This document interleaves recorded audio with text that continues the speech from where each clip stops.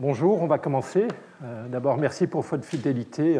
Toujours agréable de voir un cours qui est bien suivi, surtout quand il est en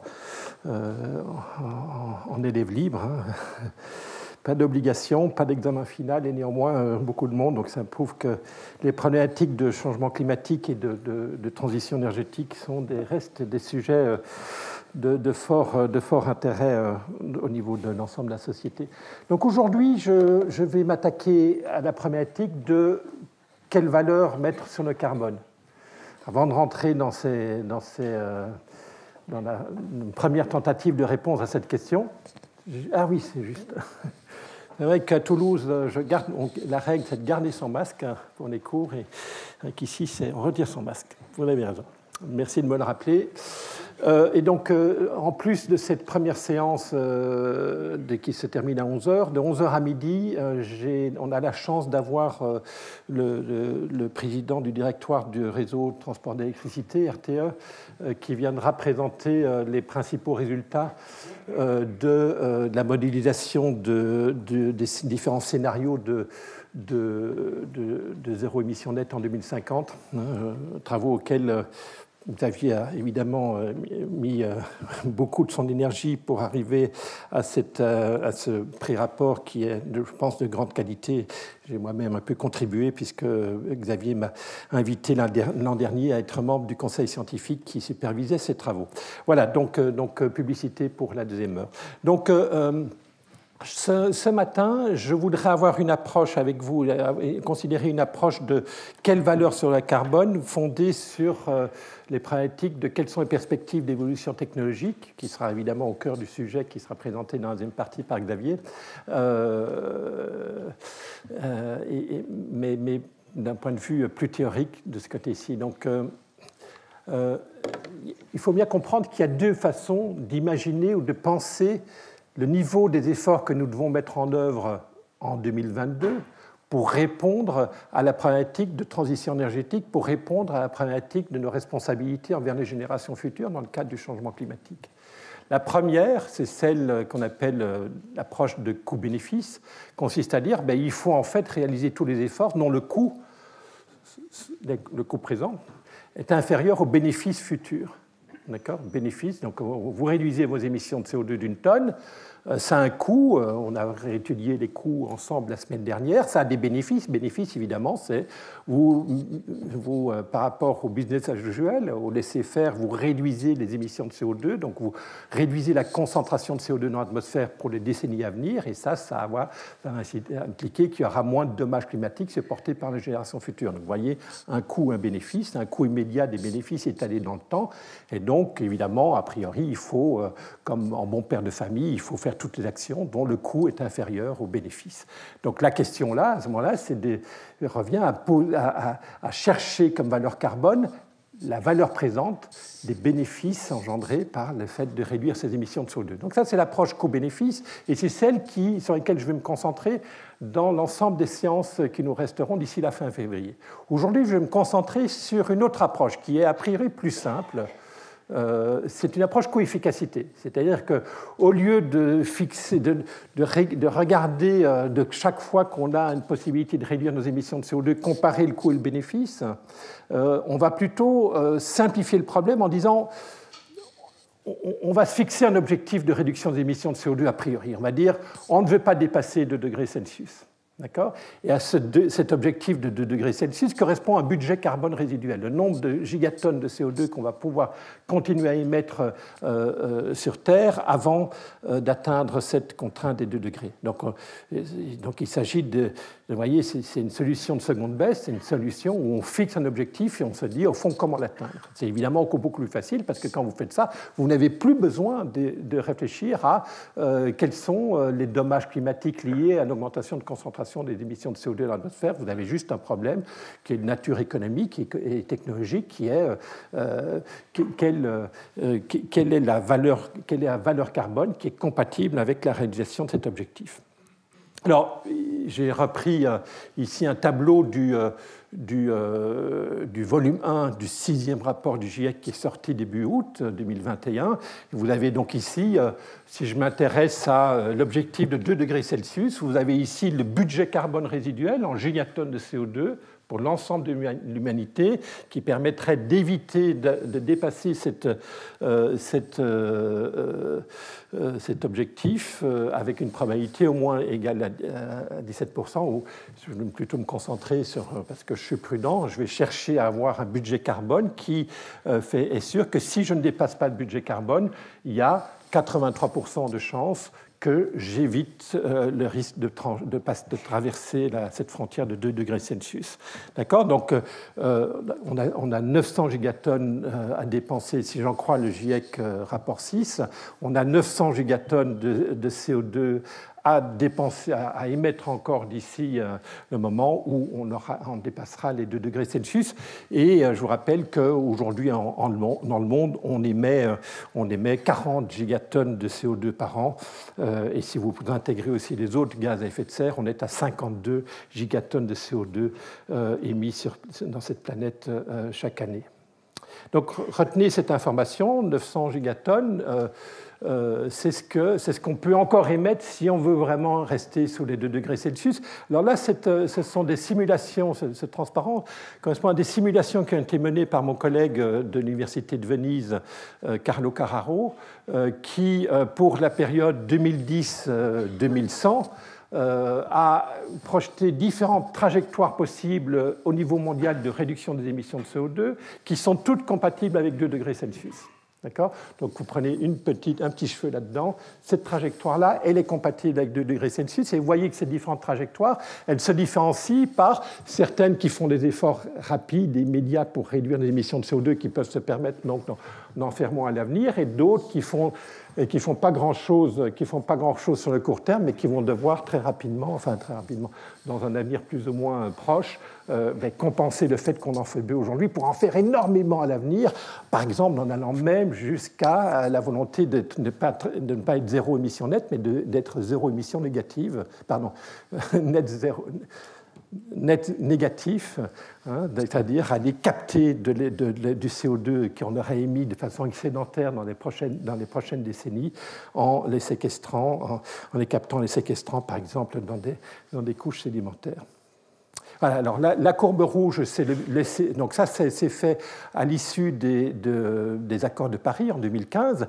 Donc la courbe rouge projette le laisser-faire, faire le business as usual, donc pas de prix du carbone, pas de politique spécifique de lutte contre les émissions de CO2 à travers le monde. Vous voyez qu'on va continuer à augmenter les émissions de CO2, aller jusqu'en 2030 à 60 gigatonnes de CO2 émises chaque année. Donc on continue à accélérer en voyant le mur s'approcher. Et puis vous avez 2 courbes, confondons-les parce que leur différenciation est un peu technique dans les travaux de Carlo Carraro.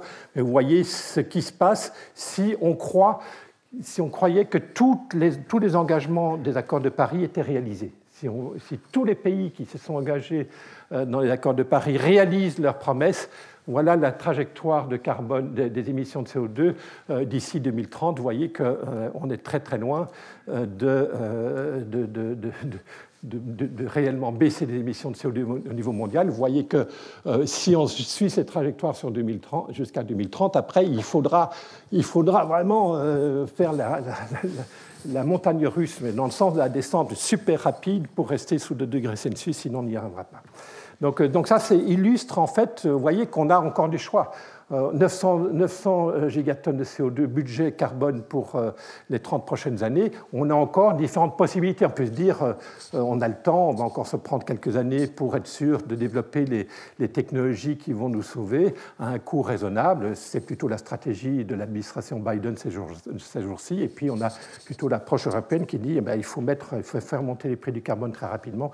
Vous avez vu, je n'y reviens pas, la hausse du prix du carbone sur le marché ETS qui est aujourd'hui autour de 80 € la tonne de CO2, qui est considérable. Inconsidérable, regarde.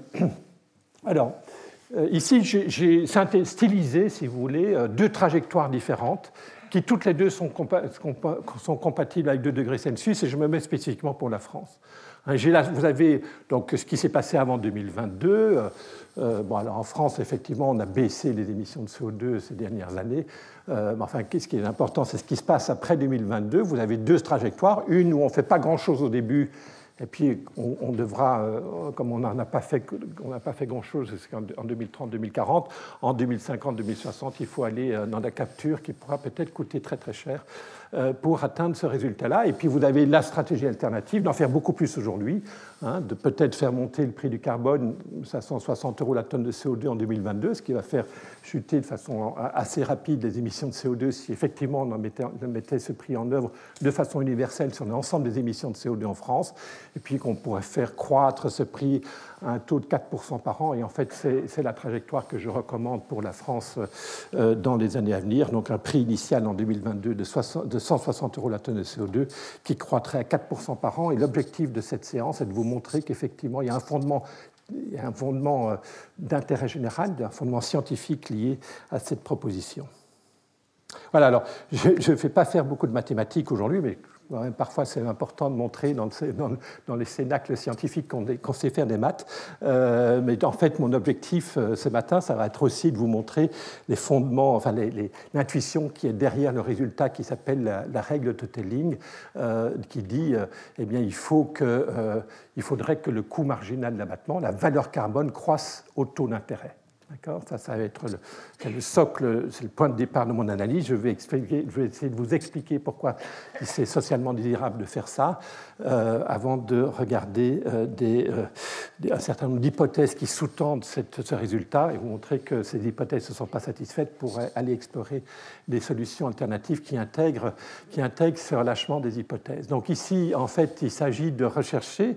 Donc vous avez un budget carbone qui est donné pour la France, qui sera par exemple 1% du budget carbone mondial. Donc, comme la population française représente 1% de la population mondiale, grosso modo, donc 1% de 900 gigatonnes de CO2, ça fait 9 gigatonnes pour la France jusqu'à la fin du siècle, disons.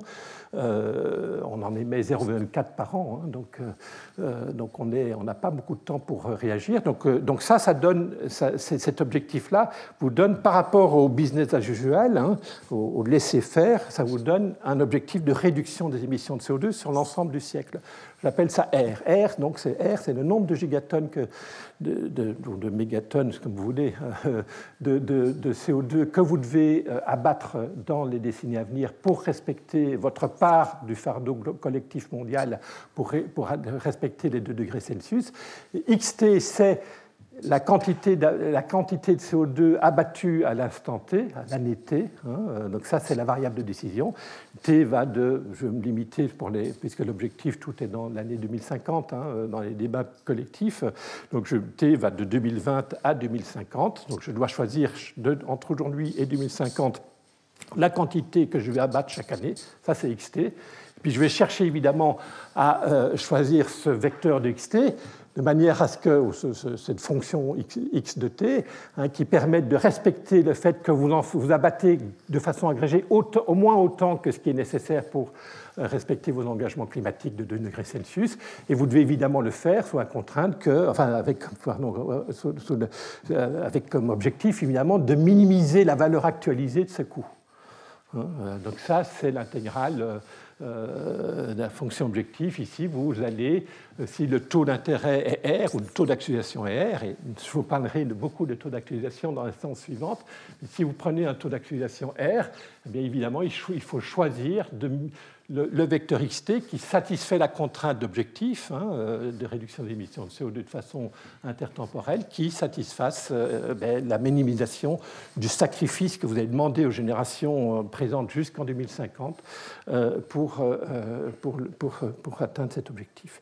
D'accord ? Et je ne veux pas faire de mathématiques avec vous, mais c'est trivial comme problème mathématique. C'est un problème de calcul variationnel complètement standard. Et la condition du premier rang de ce problème mathématique, c'est exponentielle de moins RT, donc la valeur actualisée au taux d'actualisation R du coût marginal d'abattement. La dérivée de C par rapport à X, c'est coût, c'est le C, c'est le coût total d'abattement. Dérivé de C par rapport à la quantité obtue, c'est le coût marginal d'abattement. Et vous voyez que ceci doit être une constante. Lambda, c'est le multiplicateur de Lagrange associé à la contrainte. Et donc, la condition d'optimisation vous dit, en fait, c'est pour que ceci soit constant dans le temps, c'est ce que cette condition vous dit, il faut que le coût marginal d'abattement croisse au taux d'intérêt R.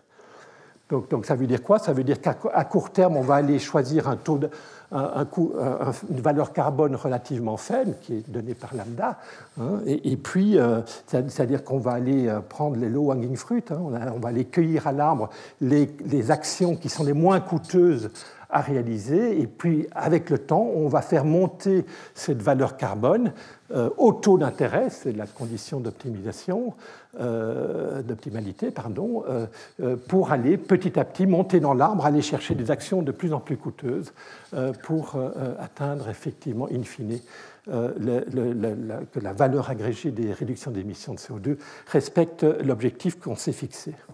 D'accord, donc le point central ici, et c'est ce que je vais essayer de vous expliquer sans mathématiques mais avec des mots, le résultat vous dit il faut faire croître la valeur carbone au taux d'intérêt.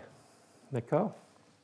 Bon, alors, regardons ce qu'on fait en France. En France, on a eu au moins 3 commissions depuis 20 ans. Il y a une commission qui se réunit tous les 10 ans. Il y en a une en 2001 sous l'autorité de Marcel Moiteux, il y en a une en 2009 sous l'autorité d'Alain Quinet et une deuxième commission Quinet en 2019 qui chaque fois ont répondu à la question de, au fond, quelles valeurs carbone sont compatibles avec les objectifs que l'État s'est fixé en termes de réduction des émissions de CO2. Et donc, vous voyez, je vais surtout me concentrer, je vais faire que me concentrer sur ce qui est actuellement considéré comme la valeur carbone pour la France pour les 30 prochaines années. Dans le rapport de la commission appelé Quinet 2, qui a remis son rapport en 2019, eh bien, en 2020, il faut une valeur carbone de 69 € la tonne de CO2. Donc aujourd'hui, environ 80 € la tonne de CO2 en 2022, 250 en 2030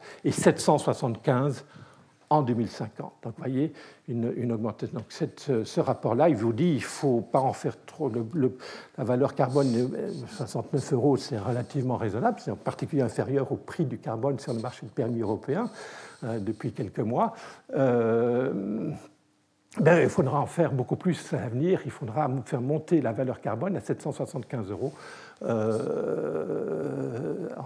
dans 30 ans. Alors, le point intéressant, c'est que cette proposition faite par la France Stratégie, qui pilotait cette commission, vous donne un taux de croissance du prix du carbone sur 30 ans de 8% par an. Alors, aujourd'hui, les taux d'intérêt R, ce n'est pas 8%, on est plutôt à 1%. Sur des horizons temporels comme cela.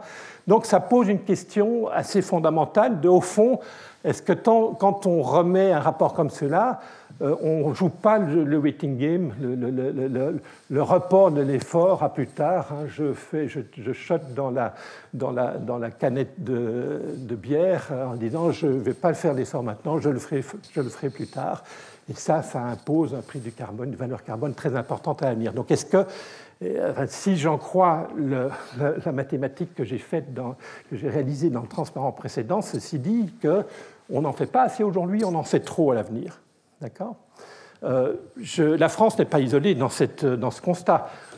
Si je prends par exemple la Grande-Bretagne, regardez la proposition centrale sur le prix la valeur carbone en Grande-Bretagne, un calcul qui a été fait en 2018, je crois qu'il doit exister une actualisation en 2019 ou 2020. C'est des livres par tonne de CO2 évité. Vous voyez qu'en 2018, il proposait 13 livres la tonne de CO2 et en 2030, 80,83 livres par tonne de CO2. Ça fait un taux de croissance de la valeur carbone de 15%. Alors, que je sache, le taux d'intérêt sur la livre sterling n'est pas de 15% par an. Et on est très très loin. Troisième illustration du problème, je suis allé voir le 5e rapport du GIEC, publié en 2015, qui fait le même calcul, qui utilise un certain nombre de modèles construit par plusieurs économistes à travers le monde, en France, aux États-Unis et ailleurs, et qui, chaque modèle, essaye d'estimer effectivement des trajectoires de réduction des émissions de CO2, des trajectoires de valeur carbone compatibles avec les 2 degrés Celsius. Et il y a un millier, les données sont disponibles sur le site de GIEC, il y a un fichier Excel qui vous donne, pour ces milliers de simulations différentes, dont certaines sont compatibles avec 2 degrés Celsius et d'autres sont compatibles avec d'autres objectifs de température. Je me suis concentré sur toutes les simulations qui sont compatibles avec 2 degrés Celsius et j'ai regardé quel est le taux de croissance de la valeur carbone qui était implicite dans ces différents modèles. Et j'ai ici la fonction de densité. Donc en total, il y a 356 modèles qui sont compatibles avec 2 degrés Celsius dans le 5e rapport du GIEC. Et j'ai regardé le taux de croissance de la valeur carbone entre 2015 et 2030.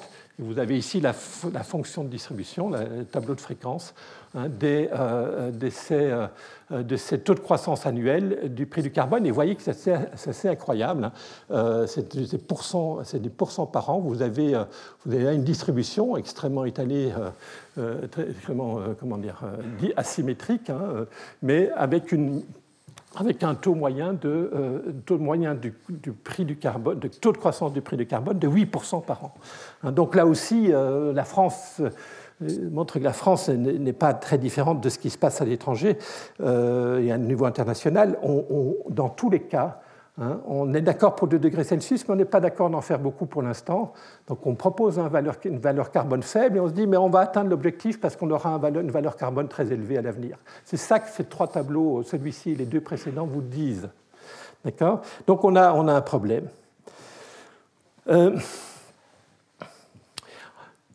Maintenant, je vais essayer de vous expliquer avec des mots pourquoi il faut que la valeur carbone croisse avec le taux d'intérêt. D'accord ? Pour les gens qui ne sont pas spécialisés dans les problématiques d'optimisation dynamique ou sur la règle de Telling, permettez-moi de vous expliquer tout ça et d'en prendre une dizaine de minutes là-dessus. D'abord, il faut bien comprendre que, évidemment, si vous avez un budget carbone intertemporel, le progrès technologique est un élément central dans la détermination du chemin de réduction des émissions de CO2. D'accord ?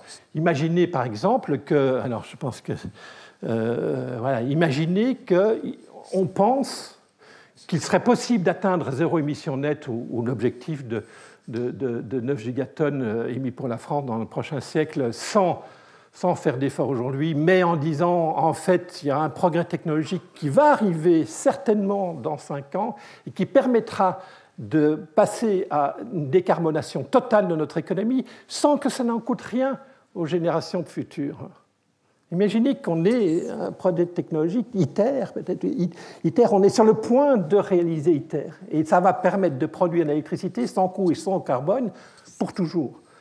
Pourquoi, dans cette configuration-là, si vraiment on est certain de ça, pourquoi faire des efforts aujourd'hui ? Bien sûr qu'il ne faut rien faire, on respectera le budget carbone en ne faisant rien aujourd'hui, en continuant à émettre comme des fous, et puis le jour où ITER fonctionne, on bascule, et on a résolu, et on reste en dessous de 2 degrés Celsius sans que ça en coûte rien comme sacrifice, ni pour les générations présentes, ni pour les générations futures. Donc il y a des techno-optimistes qui rêvent de ça, qui pensent ça. Et donc, ils disent qu'il ne faut rien faire aujourd'hui, attendons juste que les technologies se réalisent. Et donc, à ce moment-là, on n'a pas besoin de prix du carbone. On met un prix du carbone aujourd'hui à 0 et on le laisse toujours à 0. Donc ça, vous voyez, pourquoi je vous parle de ça ? Je vous parle de ça parce que ça illustre la relation qui existe entre le prix du carbone ou la valeur carbone que vous devez mettre en œuvre aujourd'hui et les perspectives, les anticipations des progrès technologiques qui pourraient se réaliser à l'avenir. Maintenant, supposons que cet objectif de 2 degrés Celsius entraîne nécessairement des sacrifices. Peut-être beaucoup aujourd'hui et moins demain, peut-être peu aujourd'hui et beaucoup demain. Imaginez que la contrainte soit liante. Voilà, c'est ça que je veux dire. Imaginez que les progrès technologiques vont s'avérer, vont se produire, mais quand même, ils ne seront pas suffisamment forts pour faire en sorte qu'on obtienne cette transition énergétique sans coût en respectant la contrainte de 2 degrés Celsius. Donc il faut se distribuer du sacrifice, des coûts, entre aujourd'hui et 2050. Et la question centrale que je voudrais étudier avec vous, c'est comment allouer ces coûts dans le temps. Okay, donc je reprends Quinet 2. Hein. Dans Quinet 2, pardon, je vais dans le mauvais sens. Dans Quinet 2, regardez, hein, imaginez, donc ça, dans Quinet 2, on dit, supposez qu'on ait mis en œuvre Quinet 2, on est aujourd'hui à une valeur carbone de 80 € en 2022. Donc, valeur carbone 80 € la tonne de CO2, ça veut dire qu'on a en 2022 fait tous les efforts de réduction des émissions de CO2 qui coûtent 80 € la tonne de CO2 évitée. Donc si on veut en faire un peu plus, eh bien, il faut la première action qui est encore disponible, qui n'a pas encore été mise en œuvre, c'est une action qui coûte 80 € la tonne de CO2. Donc si on paye aujourd'hui 80, donc supposons qu'on ait mis en œuvre Quinet 2, aujourd'hui en France, ça voudrait dire que si on veut faire un effort supplémentaire de réduire d'une tonne supplémentaire les émissions de CO2, il faudra qu'on sacrifie 80 € du pouvoir d'achat des Français.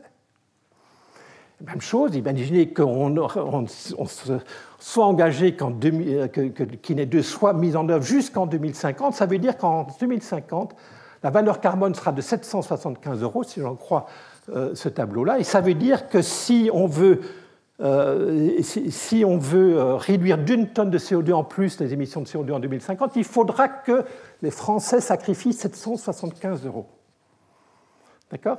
Donc imaginez maintenant une solution où je dis, au fond, je respecte, avec ce tableau-là, je respecte la contrainte carbone, le budget carbone dont je vous ai parlé tout à l'heure, et en fait, à la marge, je pourrais faire un transfert. Au fond, par rapport à cette stratégie qui est proposée par Quinet 2, imaginons que je décide d'en faire un effort supplémentaire d'une tonne supplémentaire aujourd'hui. Et ça me permet évidemment de pouvoir émettre une tonne de CO2 supplémentaire en 2050.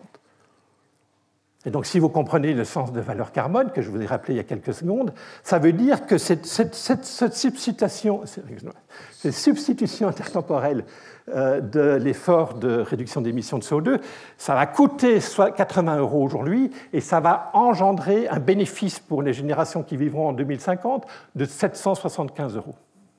D'accord ? Et ça en tête. Donc, imaginez qu'on fasse ça. Imaginez qu'on fasse cet effort supplémentaire d'une tonne de CO2. Donc, est-ce que vous trouvez que c'est la question fondamentale que je pose, qui est derrière les mathématiques du transparent précédent, c'est ça. C'est est-ce que vous trouvez que c'est socialement désirable de faire ce transfert, étant donné les propositions de Quinet 2 ? Est-ce que, au fond, en faire un peu plus aujourd'hui, qui permettrait d'en faire un peu moins en 2050, c'est quelque chose de bien ou quelque chose de mal ? Ça pose fondamentalement la question de la valeur carbone aujourd'hui par rapport à la valeur carbone en 2050. Eh bien, pour répondre à cette question, eh bien, rappelons-nous qu'il y a des tas de façons d'améliorer le bien-être des générations futures, celles qui vivront en 2050. Et effectivement, décider de faire un effort supplémentaire en termes de réduction d'émissions de CO2 dès aujourd'hui. Mais on peut faire des tas d'autres choses. On peut investir dans le capital, de l'économie française, dans le capital productif de l'économie française, ça a une certaine rentabilité qu'on peut estimer. Et puis on peut aussi décider on a un problème aujourd'hui, c'est quand même la dette publique. On peut décider aujourd'hui, pour réduire le fardeau de la dette, du remboursement de la dette pour les gens qui vivront en 2050, eh bien, on va faire un petit effort de réduction du déficit annuel de la France en réduisant les dépenses de l'État d'une certaine quantité qui donnerait l'équivalent de 775 € la tonne de CO2. De 775 € de bénéfices qui ne devront pas être remboursés par les générations futures parce qu'on ne va pas creuser le trou de la dette aujourd'hui. Donc vous voyez, si j'ai vraiment envie de faire le bien des générations futures, j'ai des tas d'options en main. Évidemment, il faut choisir celle qui a un coût identique aujourd'hui, engendre le plus grand bénéfice pour les générations futures. Donc, effectivement, comparons deux stratégies pour offrir 775 € dans 28 ans, en 2050. La première consiste à réduire d'une tonne de CO2 supplémentaire nos émissions d'aujourd'hui. Ça, selon Quinet 2, ça permettra de pouvoir faire un peu moins d'efforts d'abattement en 2050 d'une tonne, et ça va permettre d'économiser un sacrifice de 775 €. C'est bien l'objectif. Et puis, je peux aussi décider de réduire la dette publique d'un montant tel que la génération en 2050 devra rembourser 775 € de moins.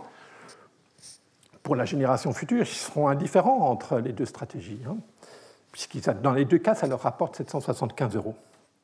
Mais,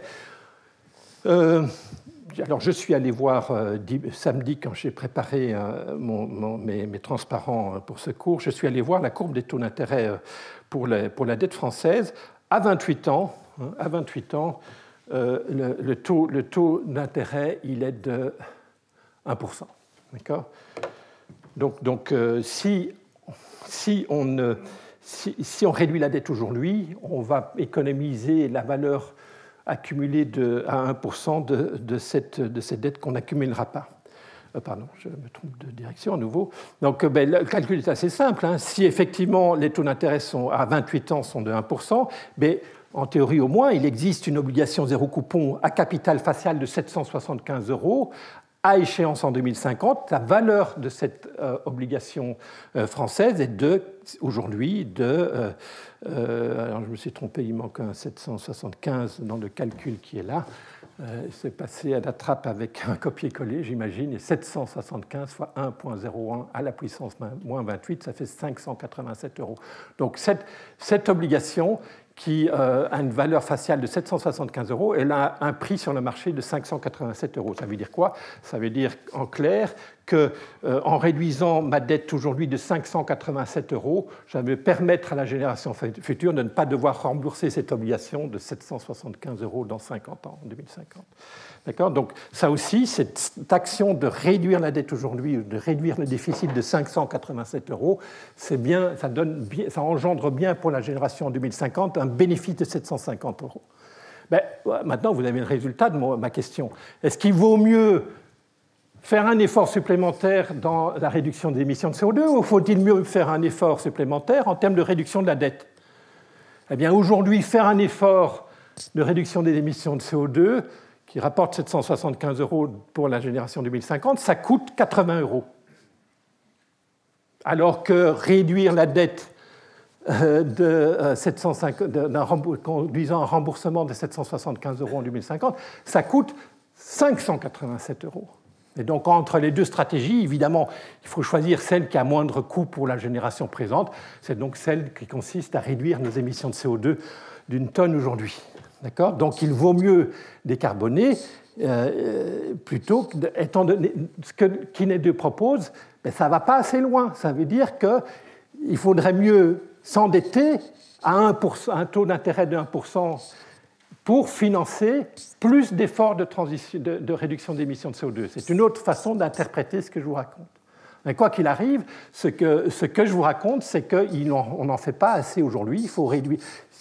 Par rapport à Kiné 2, on n'en fait pas assez, il faut une valeur carbone plus élevée pour être respectueux de l'intérêt bien compris des générations présentes et futures. En fait, ce que je vous raconte, c'est un raisonnement d'arbitrage complètement standard. Enfin, je veux dire, il y a des gens qui sont furieux contre la règle de Toteling parce qu'ils disent c'est la théorie néoclassique, ça vaut rien, tout le monde sait que les néoclassiques, c'est une théorie c'est la règle de Toteling, c'est pas néoclassique, c'est juste un raisonnement de bonne ménagère qui compare des coûts et qui essaye de faire les choses de manière à atteindre un objectif à moindre coût pour le ménage. Donc, franchement, c'est difficile de critiquer cet argument d'arbitrage que je viens de présenter, je pense. Donc ça s'appelle la règle de Toteling. Ça veut dire que, en fait, par rapport à Kiné 2, il faudrait faire un autre programme d'évolution de la valeur carbone dans le temps. Il faudrait que la valeur carbone croisse au taux d'intérêt. Tant que ça ne croît pas au taux d'intérêt, il y aura toujours un arbitrage qui sera profitable pour les générations futures, tout en permettant de générer le même bénéfice pour les générations 2050. D'accord ? Donc, à l'optimum, il faut nécessairement que la valeur carbone, en tout cas sous l'hypothèse de mon modèle, et en fait, je vous ai caché une hypothèse complètement cruciale sur laquelle je vais revenir dans quelques instants, qui fait que ce que je suis en train de vous raconter est faux en pratique, parce que j'oublie un élément important et que vous avez peut-être en tête si vous allez vous rappeler le titre de ma séance du jour. Donc, en l'absence d'incertitude, la valeur carbone doit croître au taux d'intérêt, je n'y reviens plus, et par rapport à ce que Kiné 2 fait, dans lequel la valeur carbone croît à 8%, or les taux d'intérêt sont à 1%, j'ai un problème. En fait, ce qui se passe, c'est qu'Alain Quinet, il ne répond pas exactement à un problème que je pose. Alain Quinet, on lui a posé une question, le gouvernement lui a posé une question plus restrictive que celle que je pose.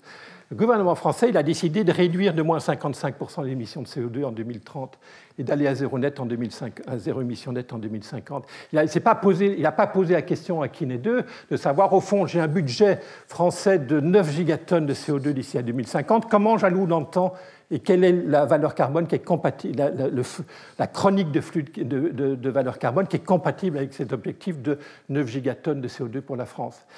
Le gouvernement français a posé une question beaucoup plus restrictive en disant non, je ne vous laisse pas la liberté de déterminer le sentier, je vous fixe le sentier, moins 55% en 2030, moins 100% en 2050, et dites-moi quelle est la chronique de flux du carbone qui est compatible avec ça. Donc vous voyez bien que dans Quinet 2, on n'optimise pas intertemporellement l'effort. Or, c'est quand même une question cruciale aujourd'hui, hein, dans les débats publics de est-ce qu'on en fait assez aujourd'hui, hein, et c'est quand même, ce serait bien de répondre à cette question d'optimisation intertemporelle plutôt que de dire bon, c'est bien qu'un gouvernement qui fixe un cap à moins 55%, mais est-ce que moins 55%, c'est trop peu ou trop ? Et en faire que moins 2% par an dans ces années-ci, est-ce qu'on ne devrait pas en demander un peu plus aujourd'hui ? C'est quand même au cœur des débats qui se font dans les médias et au sein de l'opinion publique et qui sont effectivement de première importance. Ok, donc je ne reviens pas là-dessus. Ok, maintenant, je vous explique que ce que je viens de vous raconter ne vaut rien, parce que, ben oui, alors, il faut savoir se mettre en cause, on est économiste, et ça ne vaut rien parce que tous ces modèles, Quinet 2, GIEC, sont fondés sur des hypothèses fortes sur les évolutions progrès technologiques. Quand Quinet 2 dit à 250 € la tonne de CO2 en 2030, la France sera capable de réduire ses émissions de CO2 de 55%, évidemment que derrière, il fait des hypothèses de progrès technologiques.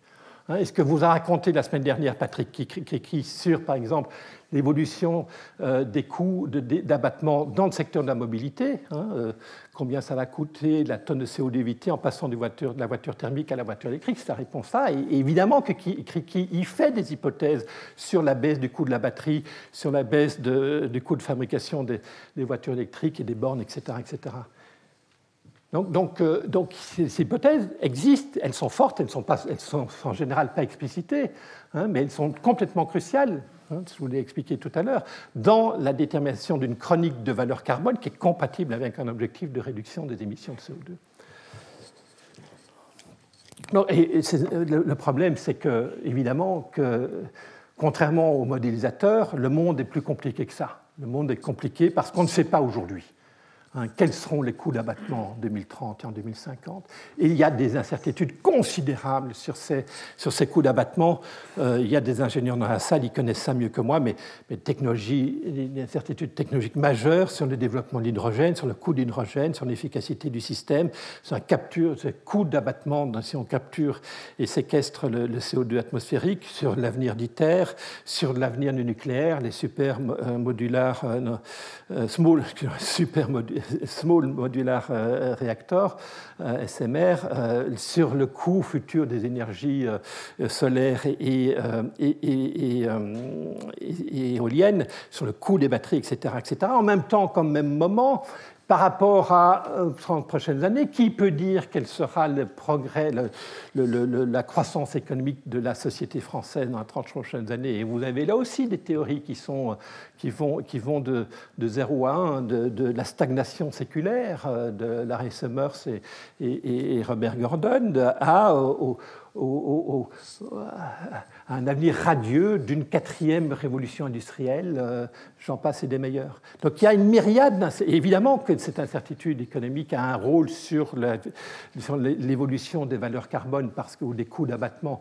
Si vous anticipez qu'il y aura une récession forte dans les décennies à venir, eh bien, évidemment, l'objectif de 2 degrés Celsius sera plus facile à atteindre parce que naturellement, dans le laisser-aller, on émettra naturellement naturellement moins de CO2. C'est les théoriciens de la décroissance qui vous racontent ça, ils n'ont pas tort.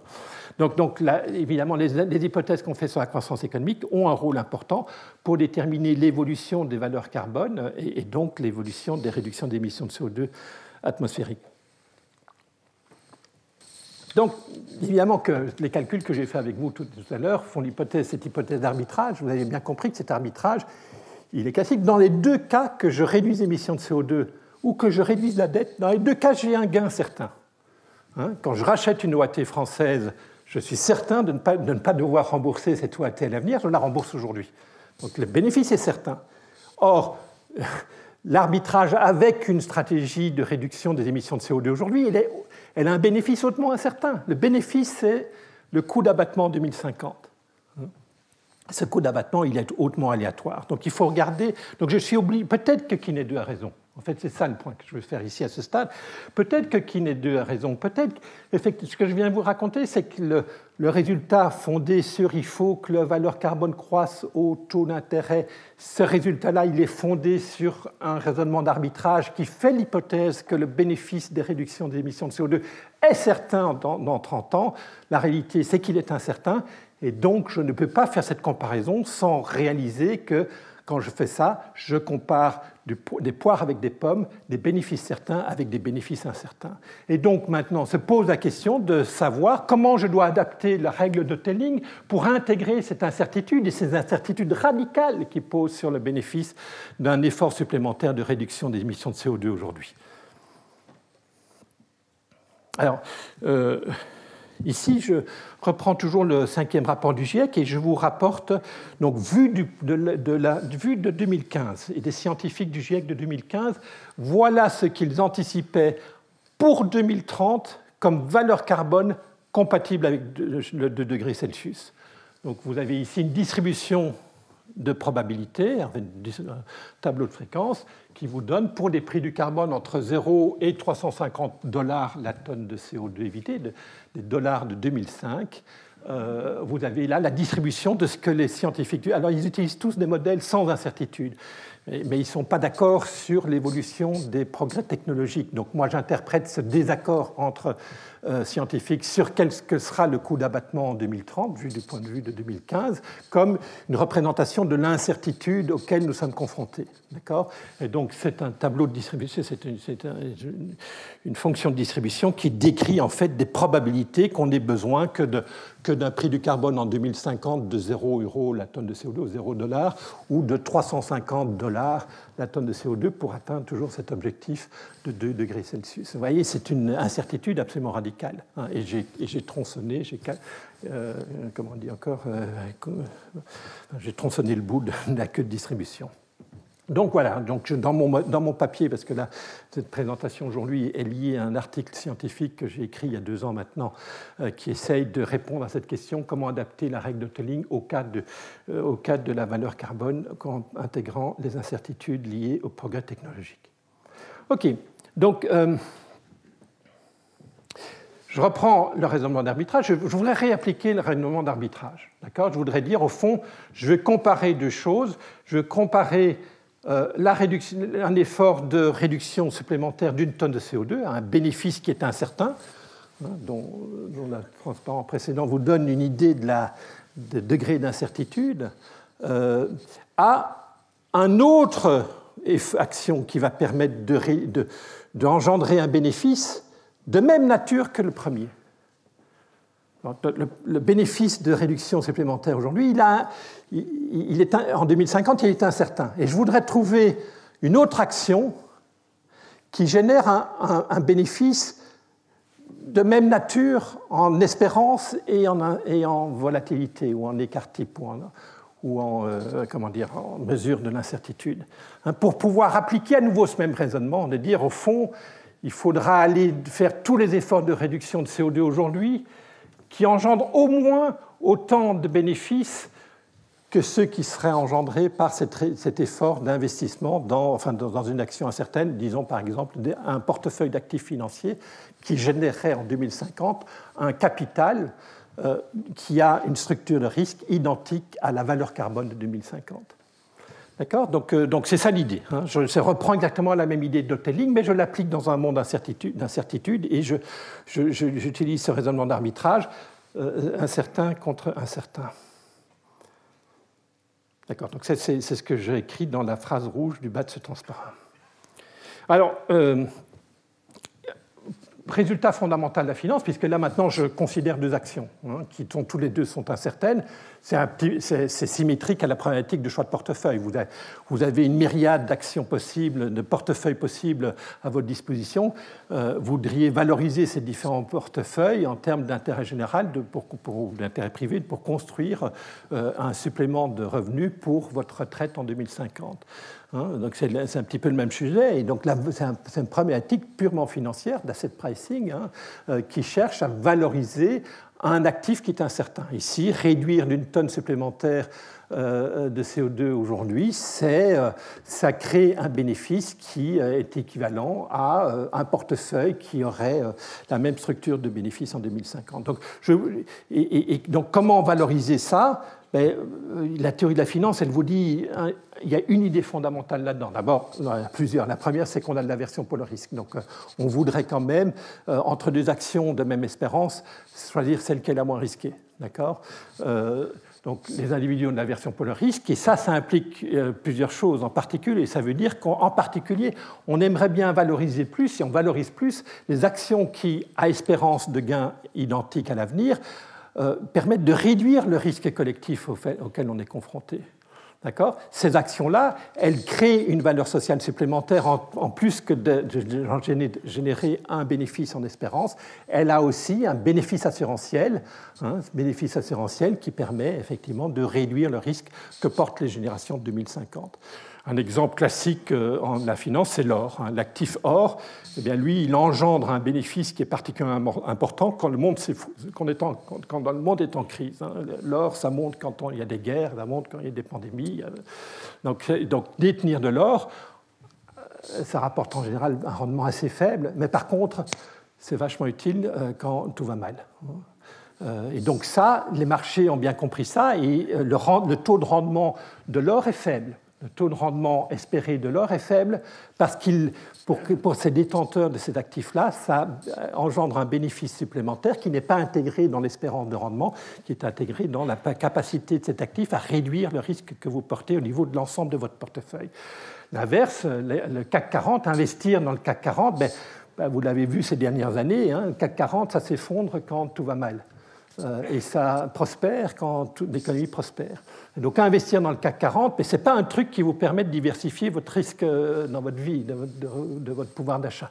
Au contraire, ça augmente votre risque. Acheter du CAC 40, c'est beaucoup plus risqué qu'acheter de l'obligation, c'est beaucoup plus risqué qu'acheter de l'or. Résultat, pour inciter les gens à acheter cet actif CAC 40, il faut les compenser par une espérance de gain plus élevée. Maintenant, je peux faire la même chose sur vous voyez où je veux en venir, sur la valeur carbone. Est-ce que la valeur carbone a plutôt un profil de risque comme l'or ou plutôt un profil de risque comme le CAC 40 ? Dans un cas, si c'est comme l'or, ça crée investir dans un supplément d'effort de réduction des émissions de CO2 aujourd'hui, ça a un bénéfice non seulement en espérance positif pour les générations futures, mais ça permettrait de réduire aussi les risques portés par les générations 2050. Au contraire, si le profil de risque, si le bénéfice de l'effort de réduction des émissions de CO2, qui est la valeur carbone 2050, si cette valeur carbone est positivement corrélée avec la consommation, au fond, cet effort supplémentaire que vous faites aujourd'hui, il génère plutôt beaucoup de bénéfices quand vous n'en avez pas vraiment besoin parce que l'économie est prospère. D'accord ? Et donc, aujourd'hui, faire cet effort supplémentaire, ce n'est pas super important. D'accord ? Donc, voilà, donc le point important qu'on peut retenir de la théorie de la finance, et je reviendrai là-dessus dans les semaines à venir, mais sous un angle assez différent, c'est de dire qu'il faut lutter contre le changement climatique aujourd'hui, réduire plus nos émissions de CO2. C'est particulièrement intéressant si les coûts d'abattement étaient élevés quand l'économie s'effondre. D'accord ? Parce que si on ne fait rien aujourd'hui, hein, on va devoir faire des efforts particulièrement sévères au moment où on n'a plus rien dans les poches. D'accord ? Au moment où on est dans une crise économique majeure. D'accord ? Ça, si on croit à ça, si on croit qu'il y a cette corrélation négative entre coût d'abattement et prospérité générale de l'économie, eh bien ça nous dit qu'il faut faire un effort supplémentaire dès aujourd'hui, et donc ça veut dire monter la valeur carbone aujourd'hui au-dessus de ce qu'on penserait être désirable s'il n'y avait pas d'incertitude. D'accord ? Donc, vous voyez, cette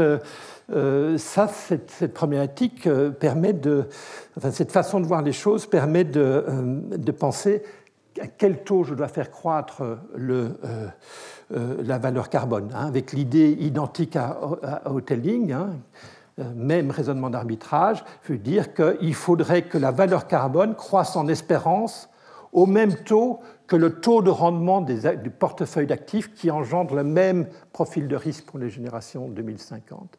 Et si ce profil de risque ressemble alors, eh bien à ce moment-là, il faut un taux de croissance de la valeur carbone faible, et donc pour atteindre l'objectif de 2 degrés Celsius, il faudra faire beaucoup d'efforts dès aujourd'hui. Et par contre, si le profil de risque de la valeur carbone 2050 ressemble au profil de risque 2050, ressemble au profil de risque CAC 40, eh bien, on peut s'autoriser un taux de croissance élevé de la valeur carbone en espérance, et ça permet de dire eh bien, on n'a pas besoin de faire beaucoup d'efforts aujourd'hui parce qu'on va faire monter cette valeur carbone à un taux élevé à l'avenir, et donc on reporte l'effort à plus tard. Hein, c'est le fait de dire ben, au fond, cet effort aujourd'hui n'a pas de valeur essentielle pour les générations futures, et donc on peut commencer avec un prix du carbone relativement faible aujourd'hui. Donc, quelle est la bonne théorie ?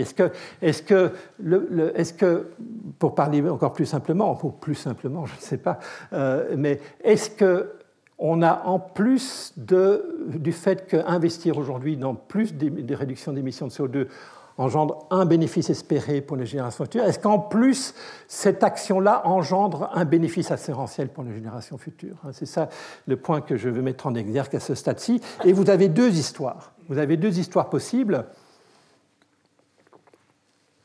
Une qui dit qu'il faut un taux faible pour la valeur carbone, pour le taux de croissance de la valeur carbone, et donc une valeur carbone élevée aujourd'hui pour atteindre l'objectif, et un autre qui va dans le sens exactement opposé.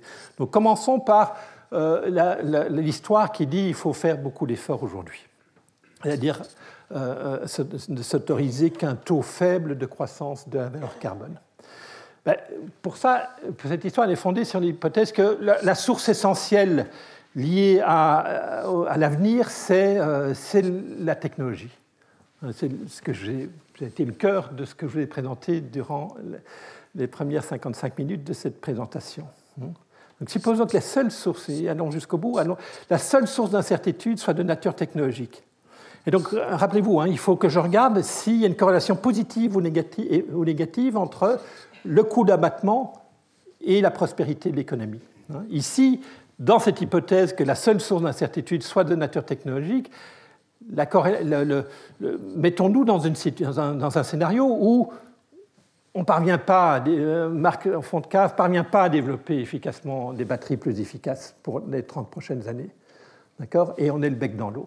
Et donc, dans ce cas-là, dans ce scénario-là, on aura des coûts d'abattement qui seront très élevés, en même temps que l'économie se portera mal, parce que le coût de la transition sera tellement important qu'on va se trouver dans une situation de stagnation importante ou même de décroissance.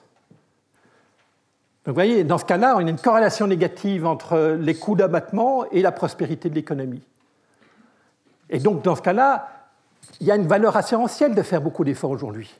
Parce qu'en investissant beaucoup dans la réduction des émissions de CO2, on va en particulier engendrer beaucoup de valeurs sociales dans les États du monde les plus catastrophiques. D'accord ? Et donc, dans ce cas-là, il faut faire plus d'efforts aujourd'hui. Il faut une valeur carbone élevée aujourd'hui, et on pourra s'autoriser un taux de croissance faible du prix du carbone sur les 30 prochaines années. Et donc, dans ce cas-là, la valeur carbone de 2022 ne doit pas être de 44 ou de 80 ou de 160, elle doit être de 400, peut-être 500 € la tonne de CO2 aujourd'hui. Prenons l'autre histoire. Maintenant, imaginez que la seule source d'incertitude soit de nature économique, C'est-à-dire que l'histoire de est-ce qu'on va tomber dans une stagnation séculaire ou bien est-ce on est à la veille d'une 4e révolution industrielle. Imaginez que ça soit là le cœur de l'incertitude portée par les générations 2050. Et il faut reconnaître que c'est une vraie incertitude, elle est radicale, elle est importante. Donc mettez-vous, là aussi, mettez-vous dans un scénario négatif. Imaginez que par rapport à l'anticipation moyenne, on soit en dessous. Imaginez un cas d'une croissance faible, même une décroissance. À ce moment-là, on ne devra plus faire trop d'efforts parce que de toute façon, avec la décroissance, on va réduire nos émissions de CO2 naturellement parce qu'on va moins produire, on va moins consommer, donc on va moins émettre de CO2. Et donc, on ne devra pas aller. La valeur carbone pourra être faible parce que de toute façon, on n'aura à la limite pas besoin de prix du carbone parce que de toute façon, on va atteindre des objectifs de réduction à cause ou grâce à la récession. Je vais utiliser le terme que vous préférez. Et donc, dans ce scénario-là, où la source principale d'incertitude, c'est la croissance économique, dans ce scénario de faible croissance, vous avez une corrélation positive entre les coûts d'abattement et la prospérité. Dans ce scénario-là, vous avez une décroissance en même temps que des valeurs carbone, des coûts d'abattement faibles. D'accord ? Et donc, cette corrélation positive vous dit on est dans le cas, le profil de risque des bénéfices de nos efforts de réduction d'émissions de CO2, c'est comme investir dans le CAC 40. Ça va engendrer des bénéfices importants quand tout va bien et des bénéfices faibles quand tout va mal. Et donc, il n'y a pas de valeur assurantielle à cet effort, et donc il ne faut pas en faire trop, il faut en faire moins, plutôt moins que dans le monde où il n'y avait pas d'incertitude, et donc une valeur carbone plus faible, et donc un taux de croissance espéré de la valeur carbone élevé. Et donc dans ce cas-là, si cette histoire est la bonne histoire, eh bien dans ce cas-là, il faut plutôt une valeur carbone en 2022 qui soit relativement plus faible, mais quand même supérieure à Kiné 2, qui fait l'hypothèse, enfin qui a un taux de croissance incroyablement élevé, 8%. Parce que donc, ce que je montre dans mon papier, c'est que la réalité, c'est que le profil de risque, quand j'agrège à la fois des risques technologiques à la façon du GIEC 2015, avec des hypothèses de croissance économique en processus stochastique qui ressemblent à ce que les économistes aujourd'hui considèrent comme compatibles avec les croyances des investisseurs et des citoyens de la planète, avec notamment des modèles où, à la Robert Barrault, où il y a des risques catastrophiques à la récession grecque à moins 30% du PIB en 2-3 ans. Si vous intégrez ces types d'incertitudes avec les incertitudes technologiques radicales, comme vous les trouvez dans le GIEC, eh bien vous avez comme résultat que c'est cette histoire qui l'emporte. Vous obtenez que investir dans un effort supplémentaire de réduction des émissions de CO2, c'est un profil de risque qui est similaire au profil de risque du CAC 40. Le CAC 40 a rapporté sur le siècle écoulé 4% par an en moyenne en France, et donc en utilisant la règle corrigée de Telling dans un monde en incertitude, il faut faire croître la valeur carbone à non pas 1% comme la règle intrinsèque de Telling, pas à 8% comme le propose Kiné 2, mais il faut le faire croître à 4% par an. D'accord ? Et ça veut dire que par rapport à Kiné 2 qui dit 80 € la tonne de CO2 et 775 € en 2050, il faut en faire plus aujourd'hui, moins en 2050, pour effectivement que le taux de croissance, en tout cas espéré, de la valeur carbone ne soit pas de 8%, mais de 4%. Voilà, c'est des simulations que j'ai faites à Monte-Carlo du modèle que j'utilise pour décrire le risque. Je ne vais pas rentrer dans les détails, ça vous montre simplement qu'il y a une corrélation positive entre la consommation en 2035 et...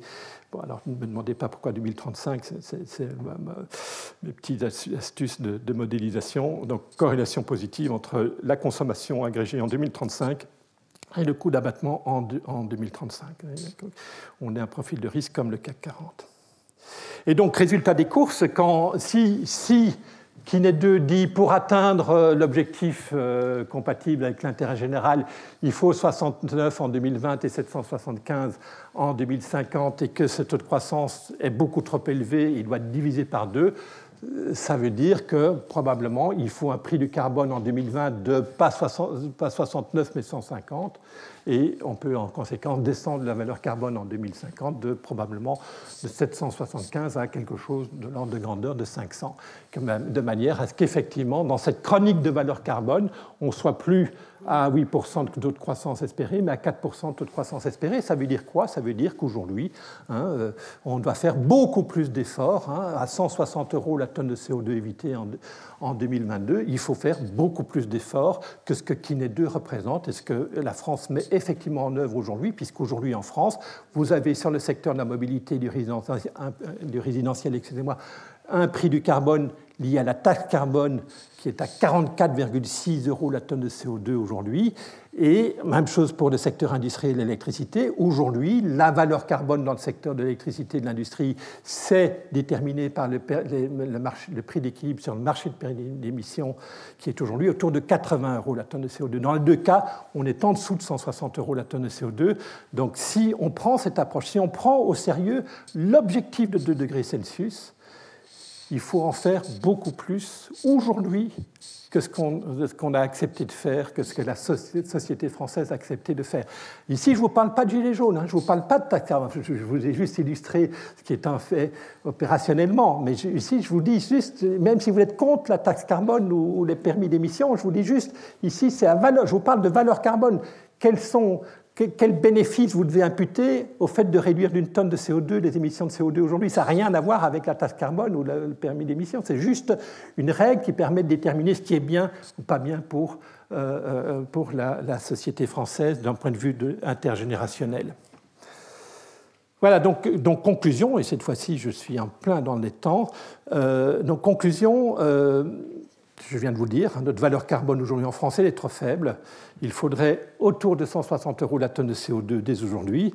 Et le fait qu'on soit très loin de ce résultat-là nous dit qu'encore une fois, nous jouons à la roulette russe notre destin. La faiblesse de la valeur carbone ici et ailleurs en 2022 n'est rationnelle que si nous pensons que Marc Fontka va effectivement réaliser des progrès technologiques majeurs sur la batterie qui vont nous permettre de réduire les émissions de CO2 sans coût ou à faible coût à l'avenir. Et donc, effectivement, à ce moment-là, la valeur carbone ne doit pas peut rester au niveau qui sont les valeurs carbone qu'on observe aujourd'hui sur la taxe sur un marché de permis. Mais la réalité, c'est évidemment, on n'est pas complètement sûr qu'au Collège de France, on va résoudre tous nos problèmes pour le changement climatique. Et donc, le résultat, c'est on joue à la roulette russe.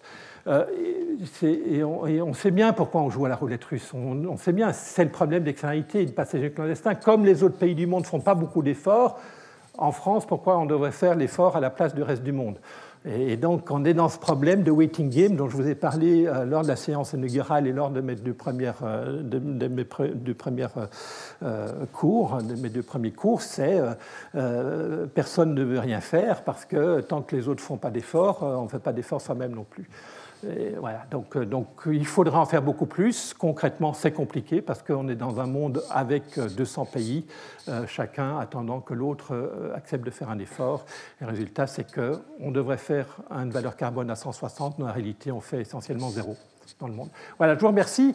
Si vous devez me quitter maintenant, faites-le. Je vais prendre 2 minutes pour demander à Xavier Pietraszczyk de venir me rejoindre sur l'estrade pour présenter donc, ces résultats des simulations de RTE sur zéro émission nette, où les hypothèses technologiques vont être, j'espère, clairement explicitées. À tout de suite.